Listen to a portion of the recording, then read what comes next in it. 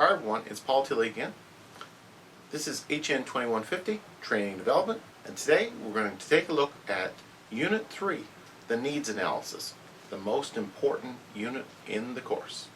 Let's assume you're in an organization that involves welding. You run a welding shop. You make poles. You weld up big long sticks of metal that stand up in the air. They have to absorb wind, vibration, weight, rust, time.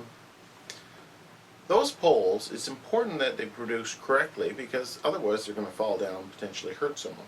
So it's a very important task to weld the bases on the poles and to weld the poles in such a way that they don't come apart. Now, let's assume then further that you've had some problems with the welding.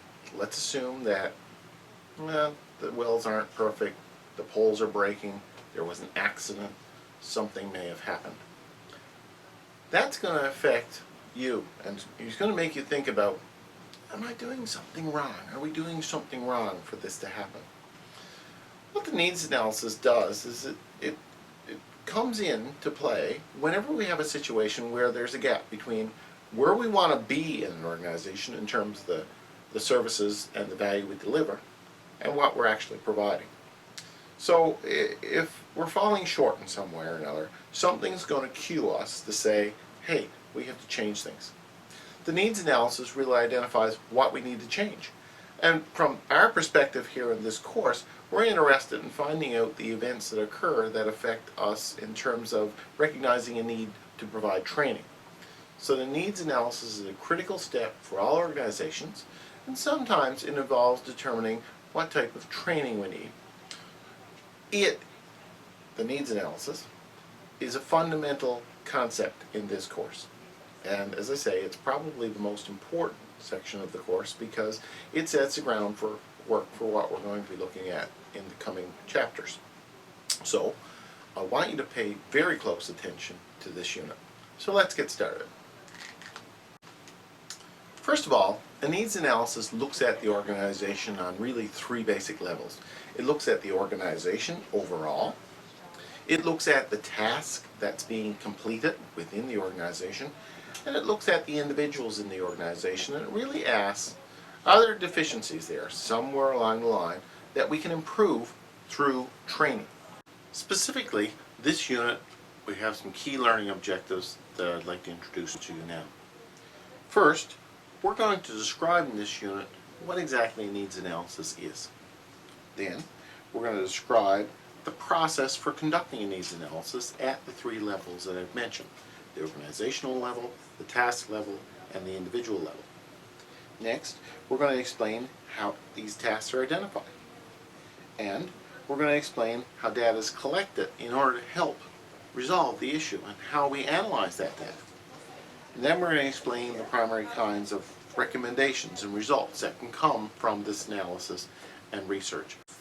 First, I'd like to say that a needs analysis doesn't always necessarily directly affect training or cause training. We could do a needs analysis and find that the problem with our company is a mechanical issue or an equipment issue. And we really need to define what type of issue we're looking at when we do the needs analysis. So we're going to determine now, is this something we can fix with training, or is it something we can fix with money? We're focusing in this course on issues that arise because we can solve them with training. The graphic that I have here now shows you the process, and really it's four major steps that we look at. First and foremost, there's something that triggers the analysis, a triggering event, and we call it a concern. So something has happened. Let's assume, for example, in our welding company that a pole has fallen down prematurely. It was only a couple years old. It has fallen over and damaged a car. Nobody was hurt, thankfully. It was falling over, and when we look at it, we find that the welding was defective on it. That's going to create a little bit of concern in our organization because obviously if we're in the welding business, we need to do a good job with it. Otherwise, the integrity of the products that we make come into question. So that cues us to concern, and we have to ask ourselves then, what kind of reason did that, why did that happen? What has caused that? So we do some analysis. And That analysis really will look at mechanical issues, we'll look at the quality of the welding, look at the welding equipment that we use, the quality of the steel we use, these sorts of things. That's one level of analysis. Another level of analysis would look at the people and the tasks we did in the shop as we produced that. Did the people have the skills to do the welding appropriately? Did the methods that were used match the standards that we have set? What was the story with our quality control? Did someone check it? Was it assessed in some way or another to check the quality of the weld? So that's very important.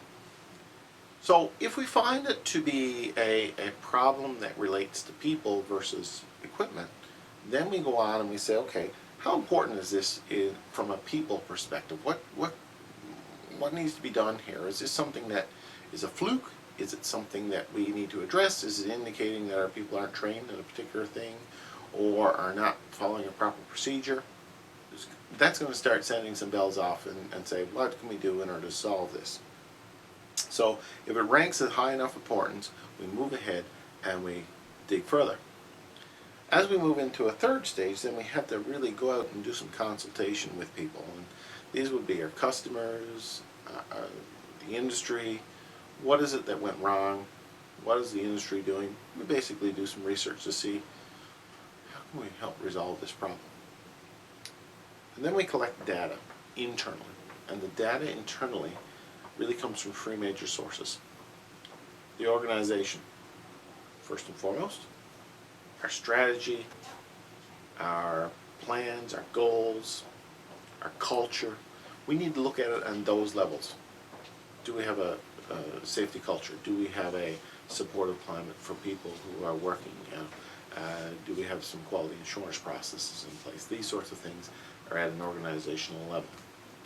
Then we move down to a task level. Okay, this is the actual welding line. We're looking at our welding, and we're looking at the people who are welding. We're looking at how the jobs are organized. We're looking at all of these things that could impact the quality of the product that goes out the door. Then we move down to the person level where we say, well, we have two people who are our welders, or primary welders. Do they have the skills to use the equipment? Are they using it correctly? Are there some issues that could cause variations in the quality of the welding? Is it a personal issue? Is it a professional issue? What's going on there? So we're kind of drilling down through the organization to find out what sort of things could potentially go wrong. Once we've done all of that, we've assessed all the information, we've taken it all in, then we have to go into the mode of developing some sort of training that addresses those problems that we've identified. And that's really where we start the training process right there. Is we've identified it, now we're going to actually develop the training to meet the needs.